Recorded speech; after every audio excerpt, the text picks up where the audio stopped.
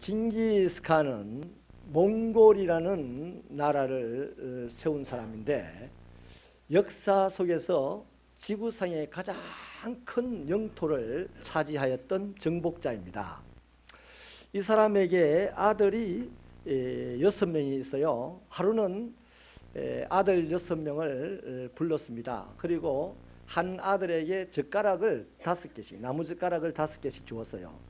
그리고 6명의 아들 보고 너희들이 한번 부숴봐라 그랬더니 6 아들이 다 한결같이 순식간에 쉽게 젓가락 5개를 부숴뜨렸습니다. 다시 이제 징기스칸이 아들들에게 젓가락 5개씩을 나눠주고는 나눠줬던 그 젓가락을 다시 다 모았더니 몇 개가 되죠? 30개가 되었습니다. 그것을 줄로 묶어서 한 묶음을 만들어 가지고 큰 아들부터 이제 그걸 부숴봐라 했습니다. 큰 아들이 애를 써서 부쉈는데 실패했습니다. 5 아들 나머지가 다 실패를 했어요.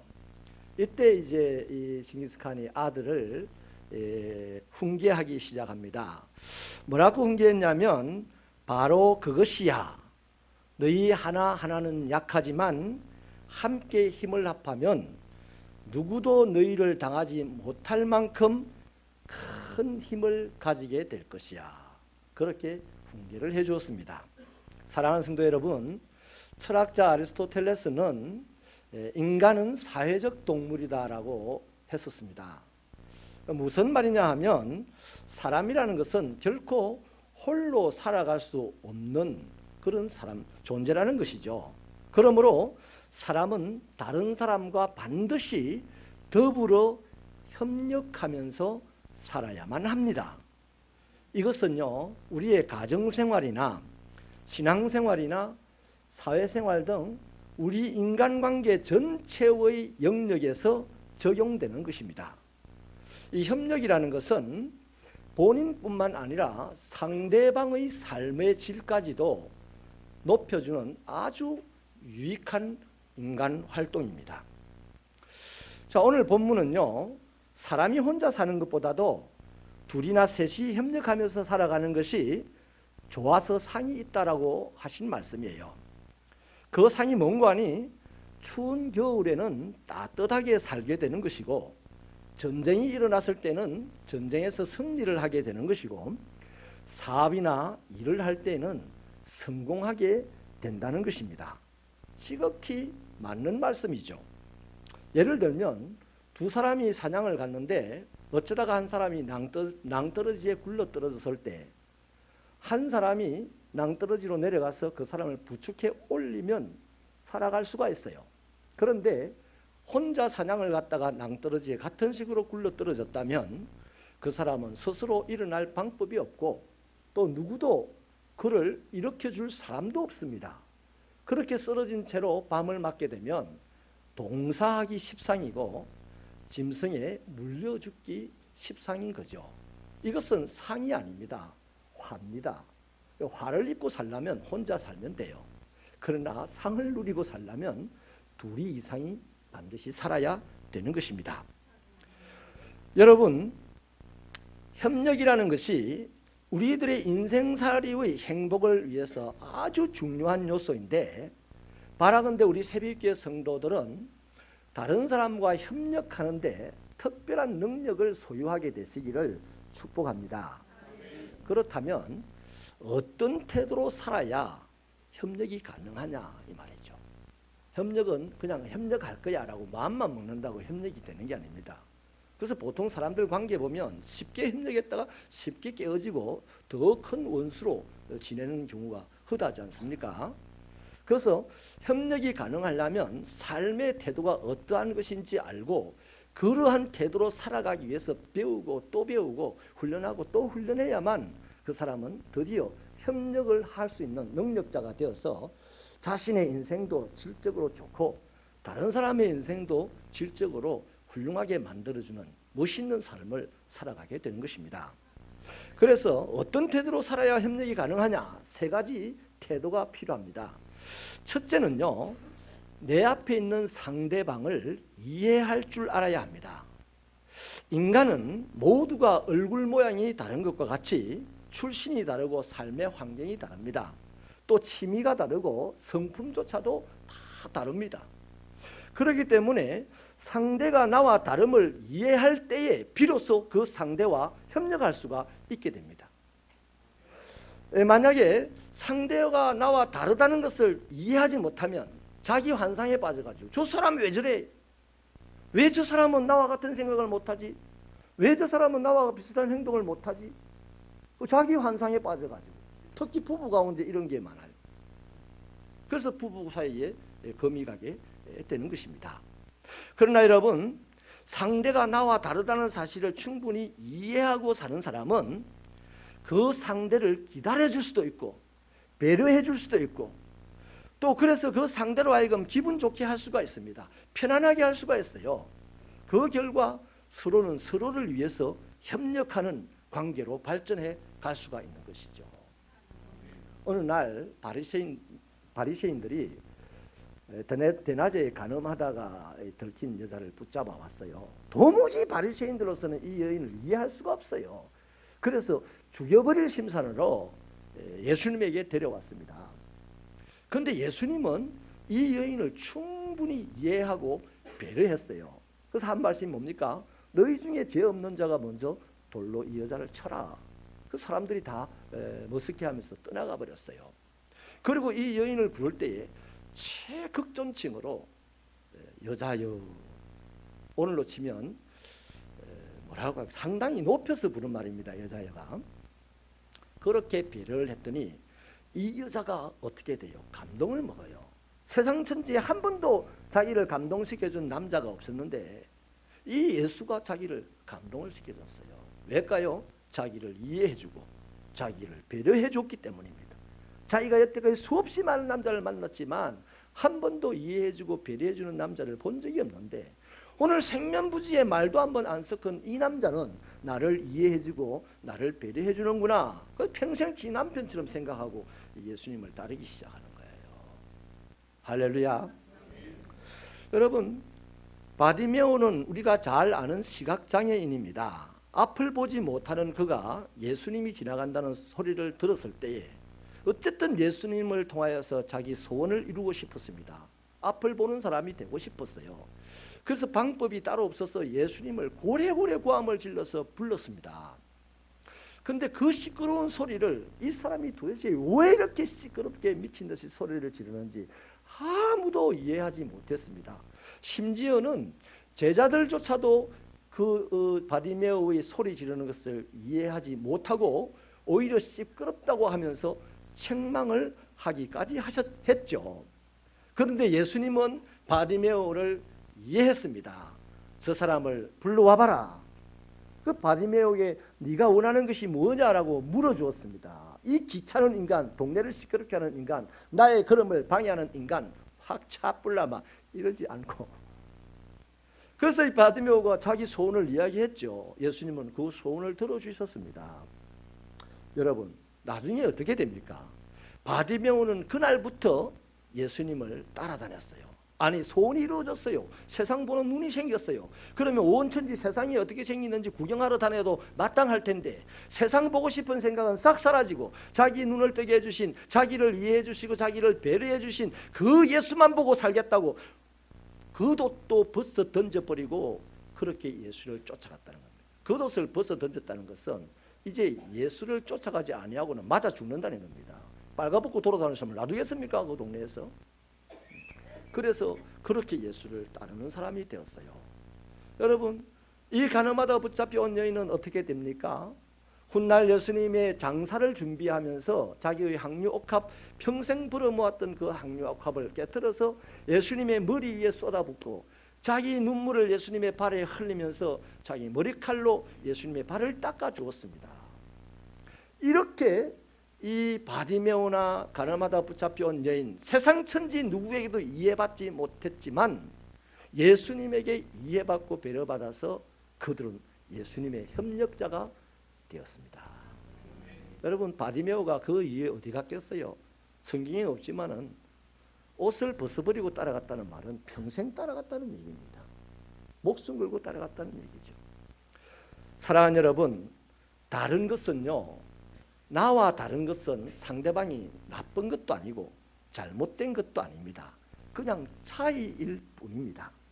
그러므로 우리는 상대방이 나와 다르다는 사실을, 또 상대방의 상황과 상대방의 처지가 나와 다르다는 사실을 이해할 때 비로소 그에게는 협력할 용의가 생기게 되고, 그러면 상대방도 그에게 협력자가 되어주는 것입니다. 여러분, 이게요, 옛날에는요, 쉽지 않았습니다. 협력, 이거 쉽지 않았어요.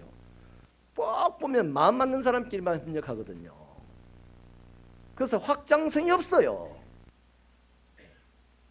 저 마음이 안 맞는 사람도 나의 협력자로 만드는 방법은 그가 나와 다르다는 사실을 이해할 때 가능하다는 것입니다. 할렐루야. 그래서 처음에는 한 사람이 내 친구였지만 한 달 지나면 두 사람이 내 친구고 10년이 지나면 한 10,000명이 내 친구고, 그러면 그 사람 인생은 성공하는 것이죠. 성공하는 거예요. 옛날에 우리나라는요, 이것이 약했습니다. 나와 다른 것을 잘못된 것으로 생각하고 살았습니다. 좋은 예를 들면요, 다리를 절고 다니시는 분을 보면 보통 횡단보도를 걷는다든지 계단을 내려간다든지 할 때 다리 저는 사람이 옆에 있으면, 옛날에는 그래서 저희들 어릴 때는 막 욕을 하면서 재수 없다면서 저리 가라 하고, 뭐 도와달라면 막 싫어하고 그랬습니다. 왜 그러냐면 다른 것을 나쁘다고 생각했기 때문입니다. 여러분, 예수를 믿는 것 다른 거 아니에요. 나와 다른 것을 이해할 수 있는 그 마음을 가진 사람은 신령한 사람입니다. 정말로 신령한 사람이에요. 그래서 그 사람은 예수님과 너무나 다른 죄인들, 예수님은 그들에게 협력해 주었고, 그 죄인들이 예수님을 친구처럼 생각하고 예수님을 협력하며 살았던 거 아니에요. 협력할 수 있는 분이 되시려면 지금 당장 내 옆에 있는 사람을 나와 다르다는 그 점에 대해서 이해할 줄 알기를 축원합니다. 두 번째는요, 상대방에게 정직해야 합니다. 자동차 기계의 그 구조를 보면요, 굉장히 종류가 많고 복잡하죠. 때문에 모든 자동차 기계의 부품은 정확한 자기 위치에서 약속된 자기 역할을 해야만 합니다. 만약에 그것이 조금이라도 틀어지게 되면 위험한 사고를 초래하게 되는 것이죠. 그런 차원에서 볼 때 인간관계는요, 기계에 비하여 훨씬 더 복잡하게 얽혀 있지 않습니까? 그렇기 때문에 사람은 상대가 정직하다는 사실을 확인하게 되었을 때 비로소 그를 신뢰하고 그에게 협력합니다. 영업해보는 사람들은 충분히 이해가 될 겁니다. 띵동, 누구세요? 어느 회사에서 왔는데요. 문 쾅 닫아버립니다. 대바람에 뭐 할렐루야 어서 오세요 문 열어준 사람 없어요. 그 두 번, 세 번 방문을 하고 또 접근을 하고 수모를 당하는데도 웃고 이렇게 해서 계속 하다 보면 그 영업사원을 방 안에 있는 아주머니가 신뢰하게 될 때가 있어요. 아, 이 사람 정직한 사람이다 판단이 되면 신뢰하게 되고 이제 영업을 거들어준다든지 협력을 하게 되는 것이죠. 여러분, 속았다는 사실을 알면서도 계속 협력해주는 사람 봤어요? 믿는 도끼에 발등 찍겠다면서 그 다음부터는 굉장히 그 사람 옆에 오는 것을 싫어합니다. 속고는 협력 안 합니다. 그러니까 정직하다는 판단을 상대방이 해야만 협력해 주는 거예요. 옛날에요, 저를 보고 어떤 저를 평가하는 소리를 들었는데, 저 목사 너무 말을 반짝 잘해가지고 사기성이 농후하다.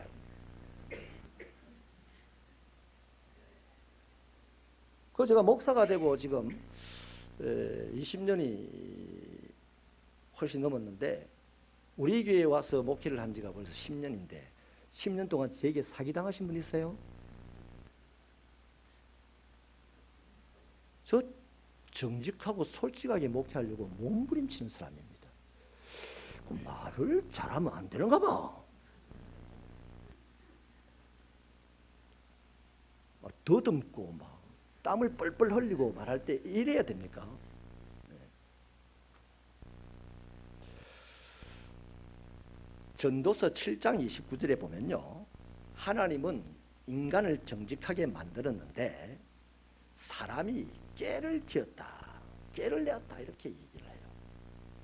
잠언 10장 29절에 보면 여호와의 도가 정직한 자에게 산성이다 그랬습니다. 하나님의 말씀이 정직한 사람에게 산성이다 그랬어요.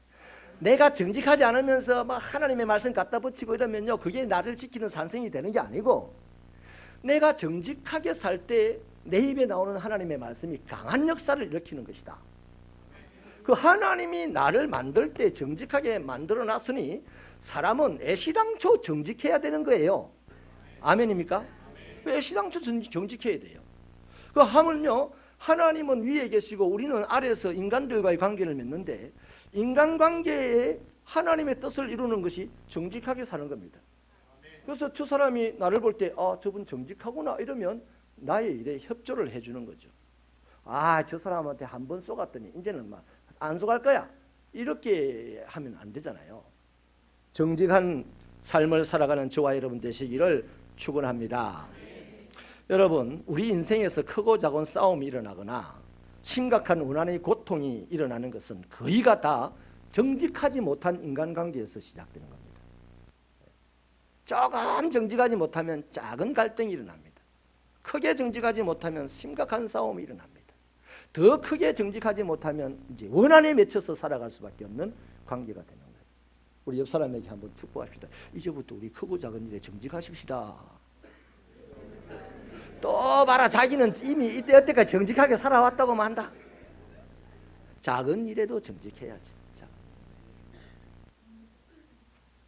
정직의 힘이 얼마나 대단한지요, 제가 실례를 하나 주워 왔습니다. 한국에서 고등학교 교사로 재직하던 분이 한국 상황이 여의치 못했던지 미국으로 이민을 갔습니다. 그 이민 사회 속에서 할 일이 별로 없어요. 그래서 이분이 조그마한 구멍가게 한 20가정 정도를 상대하는 그런 구멍가게 세탁소를 시작했습니다. 한국에서 간 사람이 세탁소를 많이 해요.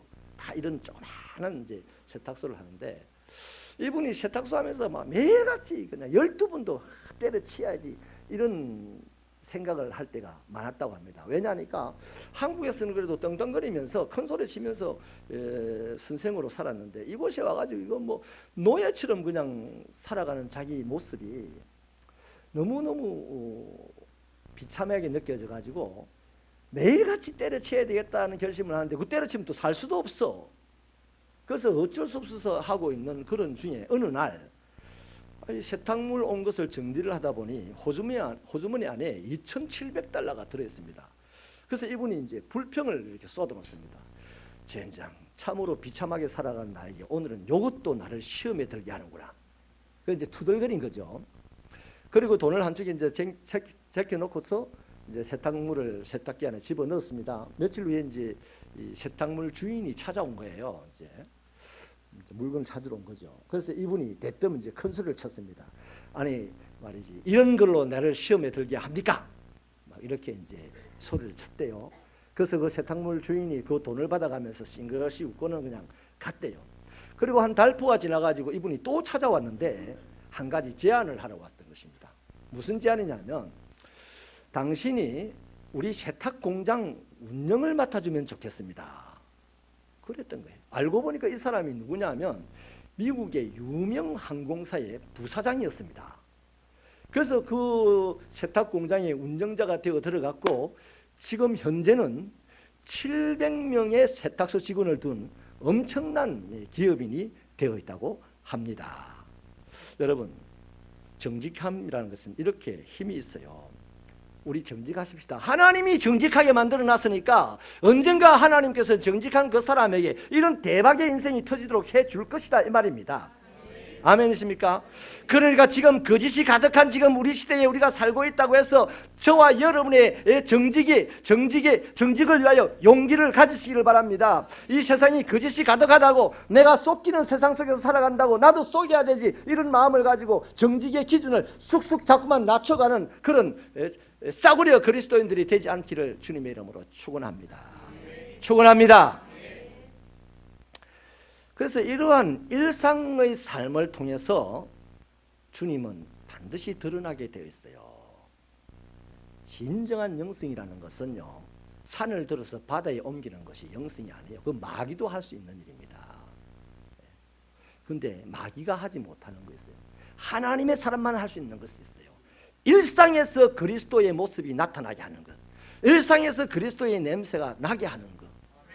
밥 먹을 때 옆 사람과의 대화 속에서 진정한 제자도가 있는 것이고, 복잡한 차 속의 자리에 앉아서 옆 사람을 보는 그 마주침 속에서 그리스도의 모습이 나타나야만 그게 영성이 있는 겁니다.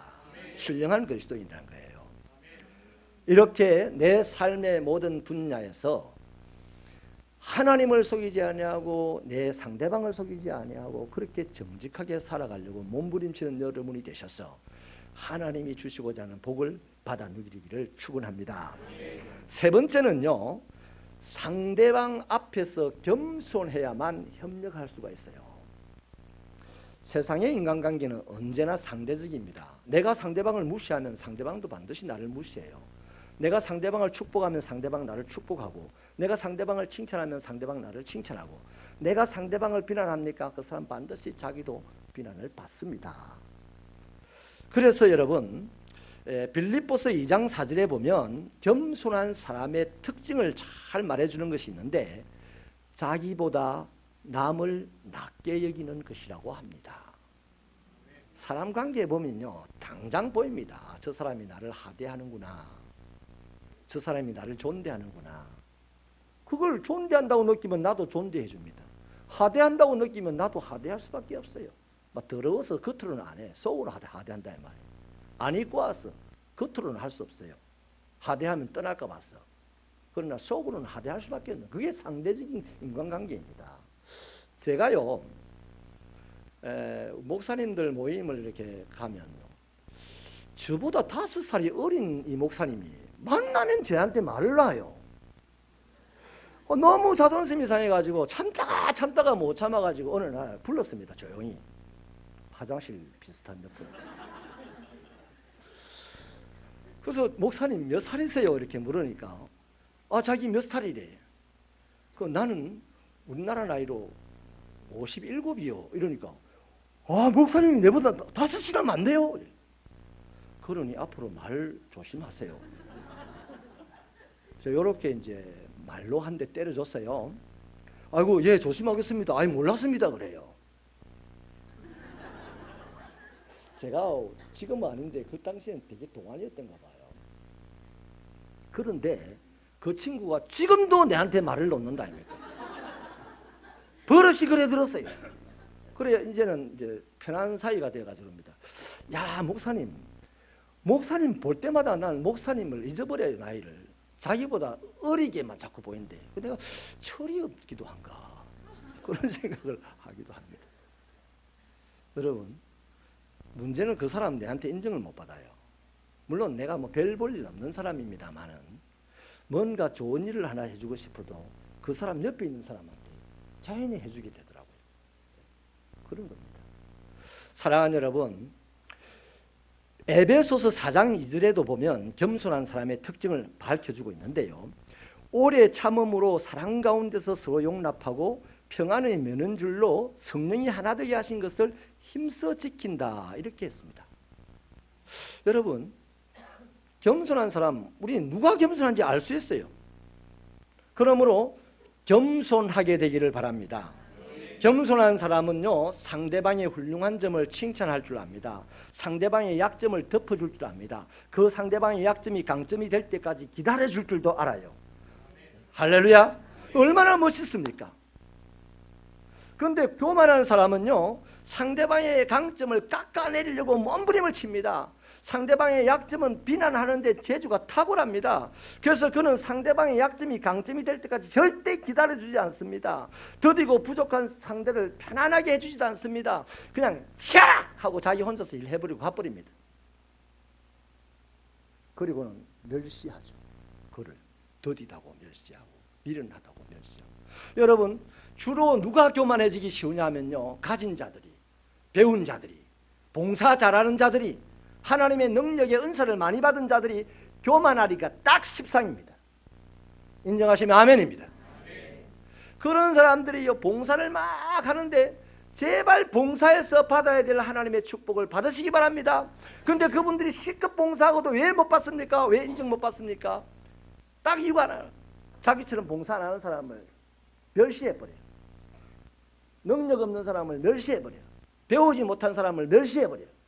내 배웠다고, 내 능력 있다고, 내 가졌다고, 내 열심히 하나님 섬긴다고 나와 같이 그렇게 하지 못하는 사람을 멸시해버리는 그 순간에 능력이 없는 사람이나 능력이 있는 사람이나 하나님 앞에는 도찐개찐이 돼버리는 거예요. 능력이 없는 사람은 능력이 없어서 복을 줘도 가져가지 못합니다. 그런데 능력이 있는 사람은 복을 주면 가져갈 수가 있는데 그 멸시해버리는 그 교만함 때문에 복을 오히려 저주로 바꿔가게 되는 것이 된다는 것이죠. 봉건주의 시대에는요, 여러분, 주인이나 높은 자나 가진 자가 그렇지 못한 자를 하대해도 그렇지 못한 자들이 하대를 받으면서도 살았어요. 또 공산주의 사회 속에서는요, 이 위협과 협박에 굴종하면서 살았습니다. 그런데요, 오늘 우리 시대는 아니에요. 우리 사회는요, 누구도 멸시받으면서요, 함께 해줄 동무는 없습니다. 누군가 나를 멸시하면 반드시 복수의 칼을 갈지 절대로 나를 멸시하는 사람을 좋게 보는 사람 없어요. 그런 바보가 없다니까요. 돈 받고 일하는 종업원들도요, 주인, 사장이 멸시하면요, 오늘 당장 보따리 사고 사표 내고 나가는 게 이 세상입니다. 지금입니다. 여러분, 지금 대한민국을 떠들썩하게 하는 그 대한항공 직원들 여러분 보세요. 그 갑질의 원조가 되는 조 패밀리들 이제 퇴출될 때까지 지금 마스크 쓰고 지금 직원들이 모여서 데모하고 있지 않습니까? 촛불 집회하고 있지 않습니까? 옛날에 훨씬 더 못했어요. 임 집사님 그지? 대한항공 조 패밀리 하면요, 대한민국을 들었다 놨다는 사람이었어요. 알고 보니까 재산도 별로 없더만. 너무 국민들 재산이고 뭐 그렇더만요. 그 대한항공이라는 것이. 그 조만간에 아마 좋게 다 나갈 것 같아요. 제가 볼 때. 뭐 틀릴 수도 있습니다만. 여러분, 멸시하는 사람을 요새 내버려두지 않습니다. 내가 가졌다고, 내가 있다고, 힘 있다고 그렇지 못한 사람 멸시하다가 봉변당하지 마시기 바랍니다. 여러분, 우리 교회도 마찬가지입니다. 오늘날 교회 안에서요, 어른들이 젊은이들을 하대할 때가 참 많습니다. 아주 젊은이들이 감당하지 못할 만한 하대를 할 때가 있어요. 이제 지금까지는 참아왔습니다. 안 참으면 마귀 새끼라고 막 억눌러 버렸으니까. 그런데 아니에요. 이제는 교회 안에서도 젊은이들이 어른들을 폭행하는 사고도 일어날 가능성이 지금 농후합니다. 어르신 여러분, 젊은이들을 하대하고 함부로 대하지 마시길 바랍니다. 존중해 주시길 바랍니다. 어르신 여러분들이 젊은이들에게 겸손히 대해 주시기를 바랍니다. 그러면 젊은이들은 여러분을 업어 주실 겁니다. 그런데 어른들이라고, 내가 어른이라고, 나이 많다고, 경험 많다고 젊은이들을 하대하고 내려누르면 요즘 젊은이들은 그걸 받아들이지 않습니다. 들어봤습니다. 들어봤는데 저놈 마귀 자식이다. 안 통합니다. 그게 마귀 자식이 아니고 하나님이 겸손하지 못한 어른을 지도하기 위한 하나님의 사자일 수도 있어요. 고넬료도 쓰시는 하나님이신데 그렇지 않습니까? 베드로전서 5장 5절은요, 겸손으로 허리를 동이라. 하나님은 교만한 자를 대적하시되 겸손한 자들에게는 은혜를 주신다고 하셨습니다. 그 은혜가 뭘까요? 하나님이 겸손한 자에게 주시는 은혜가 뭔지 잠언 22장 4절에서 이미 밝혀놓았습니다. 겸손과 여호와를 경외함에 대한 보상은 재물과 영광과 생명이 됐습니다. 우리가 이 세상을 육체로 살아가는 동안 얼마나 소원하는 것입니까? 재물과 영광과 생명이. 그 은혜를 겸손한 사람에게 주신대요. 여러분, 겸손한 사람은요, 상대가 누구라 할지라도 가리지 않고 더불어 살 수가 있어요. 겸손한 사람은 누구와도 협력이 가능합니다. 그래서 얻는 것이 재물과 영광과 생명이라는 것이죠. 하나님은 재물과 영광과 생명을 하늘에서 바로 우리에게 내려주시지 않습니다. 절대로. 그런다면 우리는 그것 때문에 죽을 수 있어요. 그래서 하나님은 항상 투쿠션, 쓰리쿠션으로 그런 것을 주는 거예요. 왜? 더불어 살아가는 사람들을 통해서 재물과 영광과 생명을 공급해 주시는 거예요. 그래서 내가 상대하는 사람 앞에 겸손해야 된다는 것입니다. 이종선 작가라는 분이 자신의 베스트셀러였던 멀리 가려면 함께 가라고 하는 책에서 이런 말을 했어요. 이 시대를 살아가는 현대인들의 가장 큰 장애는 함께하지 못한다는 것이다. 그렇습니다. 오늘 이 시대를 살아가는 우리는요, 함께하고 싶은 마음은 간절한데 함께하는 것을 너무너무 어려워합니다. 그래서 외로이 죽어가고 있어요. 왜 그럴까요? 협력의 능력이 결핍되어서 그렇습니다. 협력의 능력이 없으면요, 함께하고 싶은 마음은 간절한데 함께할 수 있는 재주가 없어서 마음만 간절하지 외로워 하면서 쓸쓸하게 죽어가는 것이 이 시대의 특징입니다. 여러분, 어느 날 썬다싱이라는 사람이요, 지인과 함께 높은 이 산맥을 넘어가고 있었는데 가다 보니까 지쳐 쓰러져 있는 사람을 봤습니다. 그래서 썬다싱이 지인에게 우리 이 사람을 부축해서 가자라고 했더니 이 지인이 말도 안 되는 소리 하지 마세요 하고 가버렸습니다. 왜냐하면 부축을 해가다 보면 이 눈길을 멀리 걸어가야 되는데 이 사람뿐만 아니라 우리 둘 다 죽는다는 생각 때문이었죠. 그래서 홀로 남은 썬다싱은 할 수 없어서 이제 부축을 할 수는 없잖아요. 그래서 이분을 엎었습니다. 엎고 이제 눈길을 걸어가는데 뭐 얼마 안 가서 힘이 드니까 땀을 뻘뻘 흘리면서 온 몸이 그냥 달아올랐습니다. 놀라운 일은 그때 등에 엎여 있는 이 사람의 체온에 온기가 생기기 시작하면서 의식이 회복됐어요. 그래서 이제 둘이서 길을 가다가 썬다싱도 이제 피곤해 지치니까 이 사람이 부축을 해주기도 하고 또 이 사람이 지치면 썬다싱이 부축을 해주면서 그래 교대로 부축을 해주면서 서로 같이 걸어갔습니다. 몇 날을 걸어가다 보니까 앞에 한 사람이 쓰러져 죽어 있었습니다. 그러다 보니 자기 지인이었습니다. 혼자 가다가 지쳐서 쓰러지는 순간 아무도 없으니 그대로 얼어 죽는 것이죠. 여러분, 말씀을 마치겠습니다. 협력에 능한 분이 되십시오. 예수 잘 믿는 게 뭡니까? 기도하고 예배드리고 헌금하고 선교하고 이거는요 당연히 해야 될 일입니다. 그거 좀 잘했다고 하나님이 칭찬하는 거 아니에요. 그렇게 해서 우리들의 삶이 일상 가운데 나타나는 것이 뭐여야 되냐? 협력을 잘하는 사람으로 나타나야 돼요. 그래서 우리가 협력을 잘하면 이 세상을 멋있게 살아내고 인생이 성공하게 되고 사람들은 그 사람을 보고 하나님의 영광을 보게 되는 것입니다. 협력에 능하신 새벽교회가 되십시오. 이 21세기에 홀로 외로이 죽어가는 사람들이 도처에서 나타날 이 시대에 우리는 협력에 능한 사람들이 되셔서 생명을 더 오랫동안 보장받는 그런 축복의 종들이 되시길 바랍니다. 이를 위하여서 지금 내 옆에 있는 상대가 나와 다르다는 것을 반드시 이해하십시오. 그 상대방 앞에서 그에게 정직하십시오. 그리고 그 앞에서 겸손하십시오. 대단히 어려운 거 아닙니다. 이것만 하시면 우리는 협력 잘하는 사람이 되어서 오늘보다는 내일, 내일보다는 그 다음 날 내 곁에는 친구들이 수없이 늘어나는 놀라운 역사가 있을 줄로 믿으시면 아멘입니다.